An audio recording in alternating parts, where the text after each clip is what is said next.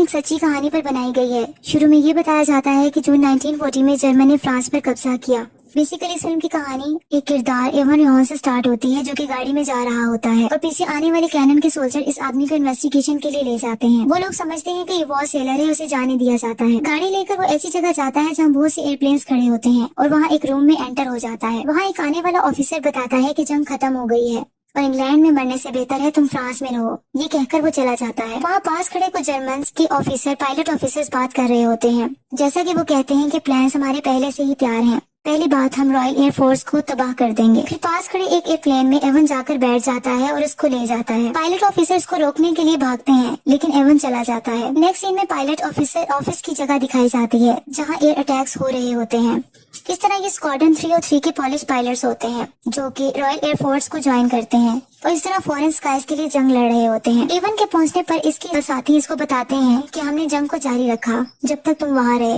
Avon कहता है कि तुम इनको मेरे बगैर खत्म नहीं कर सकते और मुस्कुराने लगता है। नेक्स्ट सीन में पायलट ऑफिसर चीफ मार्शल को बताता है कि हम बॉम्बर्स नहीं हैं बल्कि फाइटर पायलट्स हैं। हमने बहुत से जर्मन को पोलैंड में शॉट डाउन किया है और ये स्किल आपकी रॉयल एयरफोर्स का तजर्बा है। इस पर मार्शल इसको थोड़ी इंस्ट्रक्शन करता है, जिस पर वो ये सर कहकर चला जाता है। इसी तरह नेक्स्ट सीन में दिखाया जाता है कि एक राफ टीम का पायलट एयरक्राफ्ट में बैठा होता है और एक लेडी की पिक को देख रहा होता है और फिर फ्लाइट लेता है। अपने फ्लाइट के साथ वो मुसलसल इंस्ट्रक्शनल पॉइंट ऑफ व्यू से कांटेक्ट में रहता है। एयरक्राफ्ट से मुसलसल फायरिंग की जाती है और वो अपने ऑपोजिट एयरक्राफ्ट को बहादुरी से गिरा देता है। अब एक ऑफिस दिखाया जाता है जहाँ 2 ऑफिसर्स बैठे होते हैं, जिनमें से एक का नाम मिलो होता है। जब वो बाहर आते हैं तो वो देखते हैं कि इवन अपनी राफ्ट टीम को लेकर वहाँ पहुँच चुका होता है। थोड़ी देर में ट्रेनर वहाँ जाकर उनको पे अटेंशन कहता है और बहादुर पॉलिश पायलट्स भी कहता है और कहता है कि तुम्हें राफ्ट में वेलकम कहा जाता है। अब ये मेरी ड्यूटी है कि मैं तुम सबको टीच करूँ। उसके बाद पॉलिश पायलट्स को लैंग्वेज पढ़ाई जाती है, जो कि इनको लैंग्वेज बैरियर्स होते हैं, और इसके बाद इनकी कुछ चेकअप भी किए जाते हैं, जो कि आई साइट टेस्ट किए जाते हैं। थोड़ी देर में इन सबको एयरक्राफ्ट की तरफ ले जाते हैं और इवन बताता है कि एयरक्राफ्ट को जमीन से उतारने से पहले इसके व्हील्स को खोल देना। फिर इवन मार्शल बताता है कि एक चीज जो हम जानते हैं वो ये है कि उड़ना कैसे है। मिलो गिब्सन जो कि कमांडिंग ऑफिसर होता है, वो मुसलसल इनसे बात कर रहा होता है। फिर पॉलिश पायलट्स उसको कहते हैं कि ये वो लोग हैं, यानी जर्मन वो लोग हैं जो हमारे लोगों को मार रहे हैं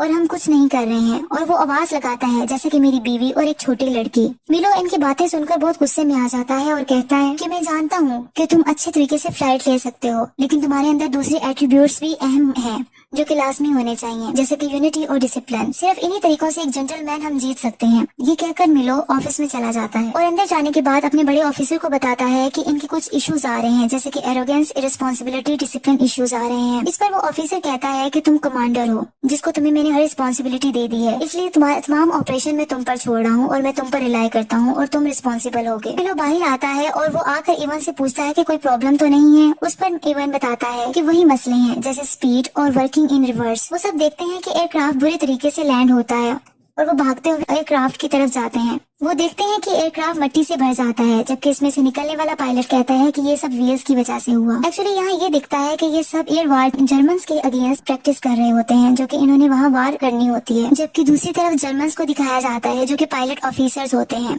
और वो ये कहते हैं कि रॉयल एयरफोर्स की लास्ट 2 वीक से अपनी ताकत खो रही है और हम इस एयरफील्ड्स में उतर रहे हैं जहाँ अभी हम बॉम्ब गिरा रहे हैं, और वो अपने आप को विक्टर्स कहते हैं। इस तरह वो हवा में उड़ने वाले एयरक्राफ्ट को देखते रहते हैं। जबकि दूसरी तरफ दिखाया जाता है कि मिलो अपने पॉलिश पायलट्स को इंस्ट्रक्शन दे रहा होता है और इसी तरह जो लेडीज पायलट्स हैं वो लोकेशन को आइडेंटिफाई कर रही होती हैं। हवा में एयरक्राफ्ट के थ्रू जर्मन से जंग होती है। मिलो गिब्सन जल्दी से बैक होम की कमांड करता है, ये कहकर कि ये एक ऑर्डर है। जर्मन के कुछ जहाजों को गिरा दिया जाता है। अब पॉलिश फाइटर्स लैंड करते हैं और देखते हैं कुछ पायलट्स की डेथ हो गई है, जो कि जर्मन्स होते हैं। इवन जब लैंड करता है तो वो एक कपड़ा लेकर उन जर्मन्स की डेड बॉडीज पर डाल देता है, ये कहकर कि ये हम भी हो सकते थे। लेकिन दूसरा पायलट कहता है कि ये भी तुम्हारे साथ ऐसा ही करेंगे जैसा तुम इनके साथ अच्छा कर रहे हो। इस पर वो आइवन को कहता है कि तुम हाफ स्विस हो, जिसकी वजह से तुम्हारे अंदर जर्मन्स के लिए हमदर्दी है। और इस तरह वो ये कहता है कि हम यहाँ जर्मन्स को मारने आए हैं, ना कि इनके लिए दुआ करने। ये कहकर वो चला जाता है। अब मिलो एक दोबारा मीटिंग अरेंज करता है और सबको बताता है कि हम अपने दुश्मन को शूट करने जा रहे हैं और तुम सबको स्ट्रिक्टली सब चीजों को फॉलो करना है। इस पर बड़ा ऑफिसर एक मैसेज पढ़कर सुनाता है और वो कहता है कंग्रेचुलेशन 3 और 3 स्क्वाड्रंस, फिर इनको कहता है कि तुम्हें कल से मुकम्मल तौर पर ऑपरेशन के लिए तैयार रहना है। इवन कहता है कि हम कल से ऑपरेशन पर होंगे। इस पर सब खुशी से एक दूसरे को गले मिलते हैं। अब ट्रेनिंग के लिए सब चले जाते हैं और तमाम अपना यूनिफॉर्म भी पहन लेते हैं। नेक्स्ट डे ऑपरेशन स्टार्ट हो जाता है और लेडी पायलट्स अपनी ऑफिसर अपनी ड्यूटी संभाल रही होती हैं। फाइटर पायलट्स की एयरफोर्स पर दूसरी फोर्स की तरफ से बम्बार्डमेंट स्टार्ट हो जाती है, लेकिन सब कामयाबी से फाइट करते हैं और दोबारा एयर अटैक शुरू हो जाते हैं। फिर दिखाया जाता है रॉयल एयरफोर्स टीम आपस में कांटेक्ट में रहती है। इस लड़ाई में रॉयल एयरफोर्स का पायलट एक उड़ते हुए एयरक्राफ्ट को जो कि जर्मन का होता है उसको मार गिराता है, जबकि दूसरी तरफ मिलो को इवन कहता है कि तुम जानते हो कि मैं बेस्ट हूँ। अभी वो ये बता रहा होता है कि इवन का दोस्त आ जाता है, जिसे लेकर वो रॉयल एयरफोर्स टीम की तरफ ले जाता है और कहता है कि देखो कौन आया है। सब उसे खुशी से गले मिलते हैं और इस तरह इवन बाहर आता है तो इसी एयरक्राफ्ट के मुतालिक एक आदमी के थ्रू बताया जाता है। वो आदमी से बताता है कि एरोप्लेन में गन कैमरास को इंस्टॉल कर दिया गया है और ये आपका ही आइडिया था। ये वाली गन्स 150 यार्ड से रिहार्मोनाइज्ड कर दी गई हैं, तकरीबन 137 मीटर्स पर। लेकिन इसका ये मतलब है कि आपको रियर क्लोज रहना पड़ेगा एक फासले पर और फिर इसको हिट करना होगा। ये इतना ही सही होगा जितना कि एक कैनन होती है बरतानिया के लड़कों के मुताबिक। रॉयल एयरफोर्स टीम की अगली सुबह ग्रुप फोटो ली जाती है कि अचानक से सायरन बजने लग जाता है और अनाउंसमेंट होती है कि टीम अपने एयरक्राफ्ट की तरफ जल्दी से भागें। ऑपरेशन शुरू होने का वक्त आ गया है और सब फ्लाइट लेते हैं और एयरक्राफ्ट के थ्रू फायरिंग शुरू हो जाती है, जबकि लेडी पायलट्स दोबारा अपनी पोजीशन एरियाज को लोकेशन को आइडेंटिफाई करने के लिए बैठ जाती हैं। कुछ जहाजों को तबाह कर दिया जाता है। फिर एक साइन जाहिर होता है, रिफ्यूलिंग और लैंडेड। जहाजों को रिफ्यूल किया जाता है और फिर से फ्लाइट होती है। रॉयल एयरफोर्स टीम के एक टीम मेंबर के एयरक्राफ्ट से बम्बार्डमेंट और फायरिंग होना बंद हो जाती है। इस पर ऑपोजिशन जर्मन की टीम से फायरिंग होती है और वो जख्मी हो जाता है और इसका खून बहने लगता है। इसका एरोप्लेन भी क्रैश हो जाता है और वो पानी में जा गिरता है, जहाँ इसको एक छोटी सी विक्टिम बच्ची इमेजिन होती है जो कि हंस रही होती है। आखिरकार वो पानी में डूब जाता है। रॉयल एयरफोर्स टीम अब खामोश उदास होती है क्योंकि इनका साथी मर चुका होता है। मिरो एक किताब रूडिमेंट्री पॉलिश पढ़ रहा होता है। अब दोबारा से एयर वॉर को दिखाया जाता है। एयरफोर्स टीम हवा में एक सुकून से फ्लाइट में होते हैं कि अचानक एक प्लेन पर अटैक हो जाता है और सब बहुत अलर्ट हो जाते हैं। एवन के एयरक्राफ्ट पर आग लग जाती है, लेकिन वो सक्सेसफुली एयर बैलून की हेल्प से नीचे उतर आता है, जबकि दूसरा टीम मेंबर उसके जिस्म पर आग लग जाती है और वो जख्मी हो जाता है। नेक्स्ट सीन में पायलट पॉलिश फाइटर्स की पार्टी दिखाई जाती है, जहां चीफ मार्शल सबसे एड्रेस करता है और कहता है कि मैं इस इवनिंग के हॉस्टल से आपको इंट्रोड्यूस करवाना चाहता हूँ। वो एक लेडी को बुलाता है जो कि आकर सबसे बात करती है और वो ये कहती है कि इवनिंग पायलट्स ब्रेव सोल्जर्स के लिए है, जो कि पायलट ऑफिसर्स के लिए है, जिन्होंने इंग्लैंड के स्काइज में हमारे लिए लड़ाई लड़ी। उसके बाद एवन गुस्से में आ जाता है और बोलता है कि तुम हमारे ही शहरों में बॉम्ब गिरा रहे हो और शूट कर रहे हो और हमारा ही शिकार कर रहे हो। हम यहाँ शैंपियन पी रहे हैं और अपने शहरों पर बॉम्ब गिरा रहे हैं। दे आर बुचरिंग अस और हमें शूट किया जा रहा है और फांसी दिए जा रहे हैं। इसके बाद वो ऐसी बातें करता रहता है जबकि मिलो आके इसको चुप करवाता है। अब मिलो कुछ देर में इस रूम में आता है जहाँ जख्मी पायलट्स होते हैं। इनमें से एक का चेहरा भी जला हुआ होता है। वो इसे कहता है कि रिमार्केबल मैन हमेशा ग्रो करता है, तुम्हें इस पर फख्र करना चाहिए। जबकि दूसरी तरफ एक और पॉलिश पायलट को दिखाया जाता है जो कि कैंडल सिलाई बैठा होता है और वो बहुत ही सैड होते हैं क्योंकि उनके साथी मर गए होते हैं। इवन उसको आकर कहता है कि तुम यहाँ क्या कर रहे हो। तो फिर वो मैंने एयरक्राफ्ट में उन्हीं लोगों को देखना शुरू कर दिया था, वो तुम्हारी और मेरी तरह लोग थे।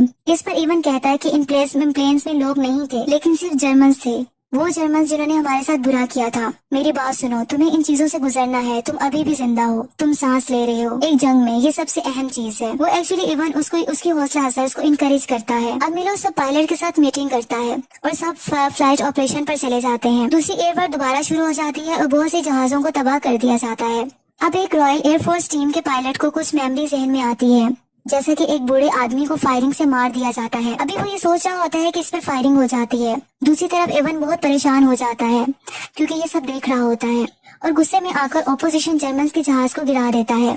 जर्मन के साथ फाइट मुसलसल होती रहती है। अब पॉलिश पायलट्स के 2 बचे हुए एयरक्राफ्ट नजर आते हैं, जिसमें से एक का इंजन रुकने से वो क्रैश हो जाता है। अब सिर्फ एवन होता है। एवन पर फायरिंग शुरू हो जाती है। अब सिर्फ एवन बचता है जो कि ओनली सर्वाइवर होता है। पायलट लेडीज देखती हैं कि ऑपरेशन की क्या सिचुएशन है और इनकी आंखों में आंसू आ जाते हैं। अब एवन अपने एयरक्राफ्ट में जो कि जमीन पर गिरा होता है वो जख्मी हालत में जिंदा निकलता है और पास खड़े एक एयरक्राफ्ट की तरफ जाता है और देखता है कि इसके पार्टनर की डेथ हो गई है। वो शदीद गुस्से और गम में होता है। इस तरह स्क्वाड्रन लीडर बाकी फाइटर पायलट से कहता है ये बहुत एक्सेप्शनल वर्क था और बहुत ज्यादा हम फख्र महसूस करते हैं, लेकिन जो इन्होंने काम किया और जारी रखा ये अजीम शुक्रगुजारी के मुस्तहिक हैं। ये कहकर वो ऑफिसर्स चले जाते हैं। नेक्स्ट सीन में 1946 का टाइम दिखाया जाता है जो कि लंदन इंग्लैंड में दिखाया जाता है।